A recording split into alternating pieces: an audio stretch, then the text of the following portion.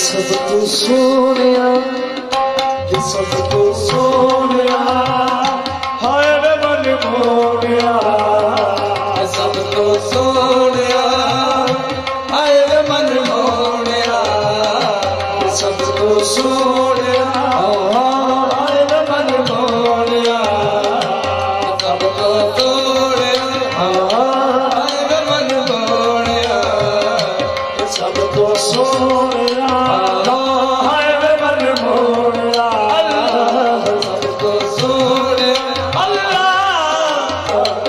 تیری ہو گئی یار وچ کھا گئی سب کو سونیا بولیا میں تیری ہو گئی یار وچ کھا گئی سب کو سونیا بولیا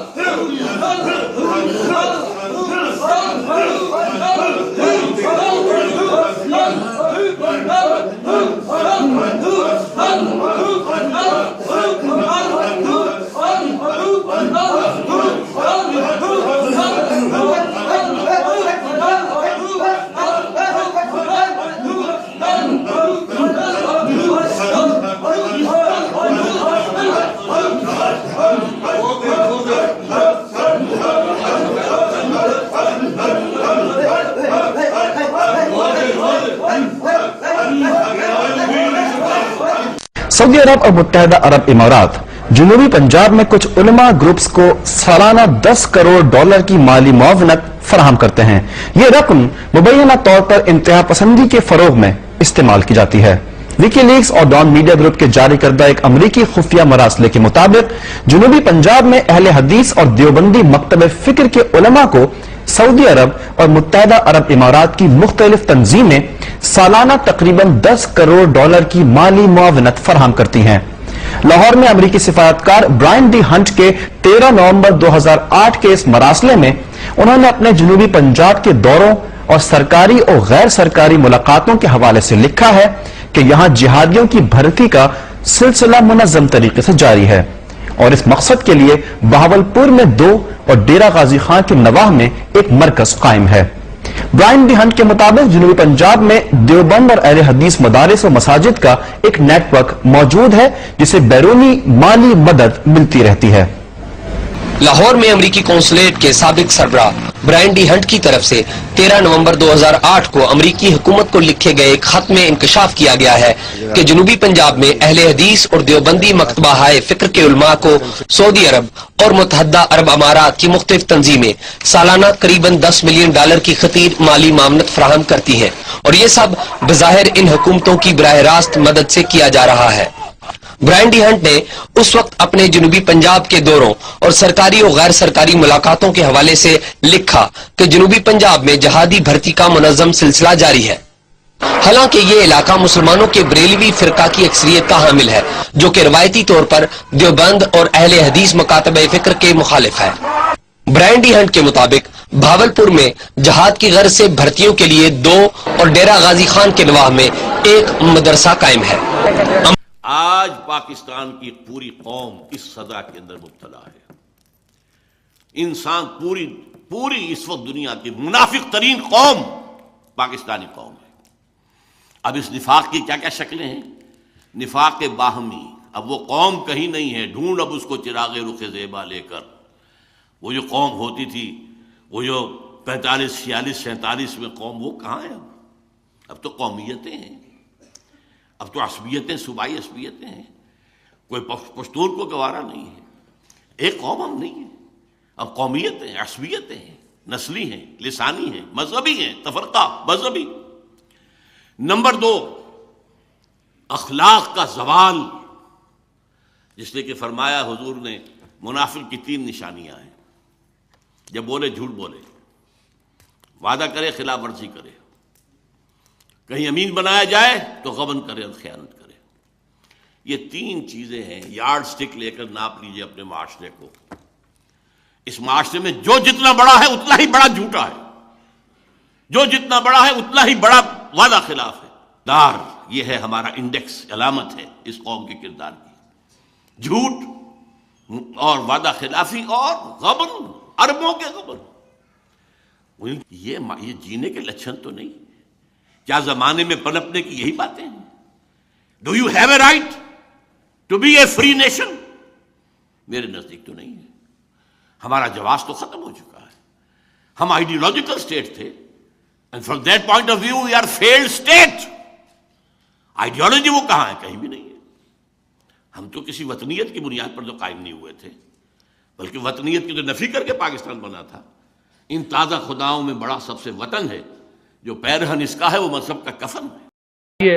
اب ایک چیز آپ حیرت زدہ رہ جائیں گے، کعبے کا تو احترام ایک الگ چیز تھی، قبلے کا احترام تو الگ چیز تھی، نماز کا بھی احترام نہیں ہے ان کے ہاں۔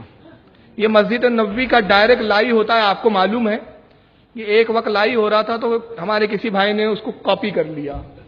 مغرب کی نماز ہے، وہاں لکھا ہوا بھی آ رہا ہے نقل صلاۃ المغرب من المسجد النبوی شریف۔ یہ مسجد نبوی شریف کی ڈائریکٹ لائی ہو رہی ہے مغرب کی نماز۔ امام مسجد نبوی کا کیا کر رہا ہے ذرا دیکھیے اس کو۔ اللہ اکبر، اللہ اکبر، غور سے دیکھیے۔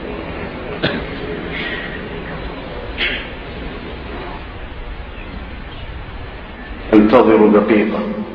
موبائل آ گیا صاحب کا، میرے ہاتھ میں موبائل ہے، موبائل بچ گیا وہاں، تو آپ کہتے ہیں اتدرکوا دقیقہ، معمولی سی بات ہے، معمولی سی بات ہے۔ چلے انتظروا دقیقہ۔ مائک پہ اعلان کیے، چلو جان دو، بعد میں دیکھیں گے نماز کو۔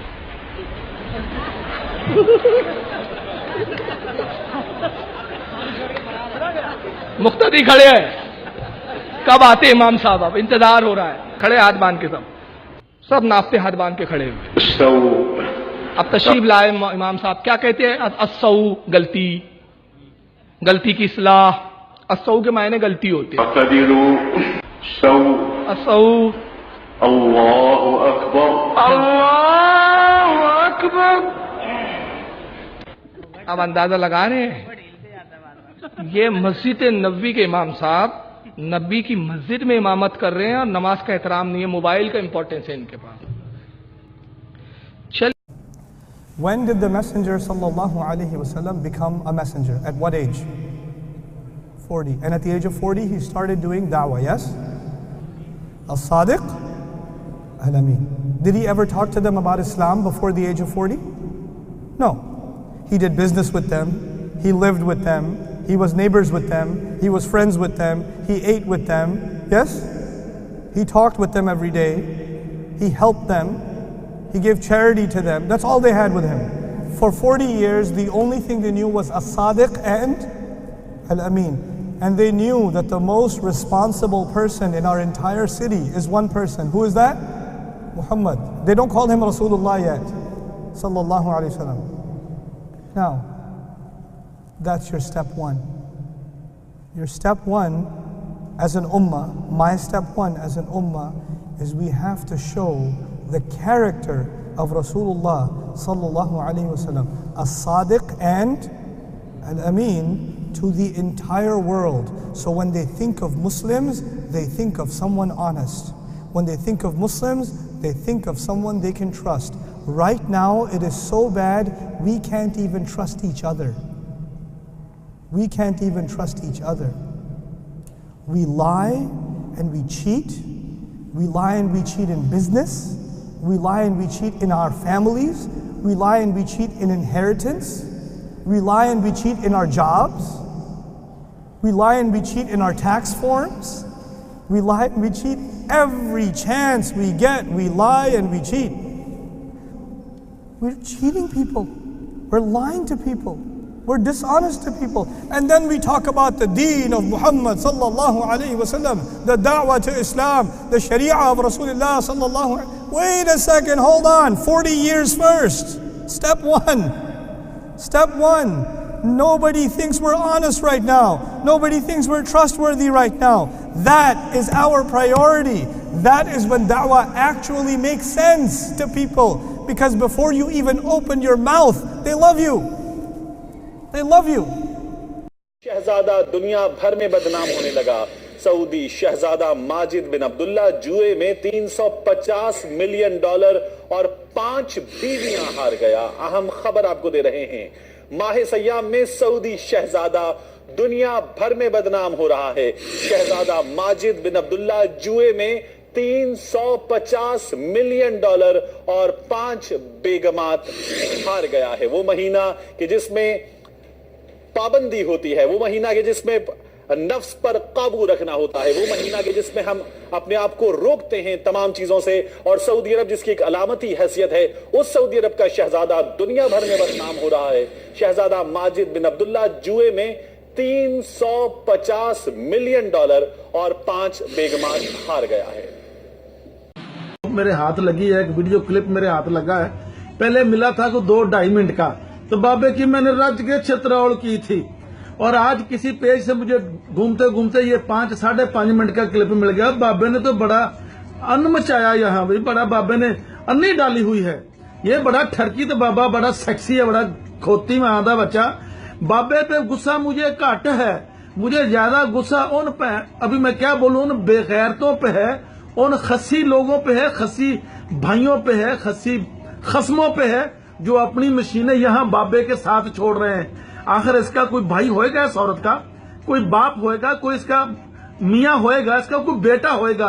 किसी में गैरत है जो बाबे के साथ मशीन अपनी छोड़ी हुई है? अल्लाह, हालांकि कुरान में अल्लाह ताला फरमाता है एक औरत को उसका मियाँ देख सकता है, उसका बेटा देख सकता है, उसका भाई देख सकता है, उसका बाप देख सकता है। अल्लाह ने कुरान में यह भी फरमाया है कि औरत को उसका ससुर भी नहीं देख सकता, वो भी नामहरम है, देवर भी नामहरम है, जेठ भी नामहरम है। लेकिन ये यहाँ तो 400 नामहरम बैठे हैं और 400 नामहरमों में एक मशीन छोड़ी हुई है।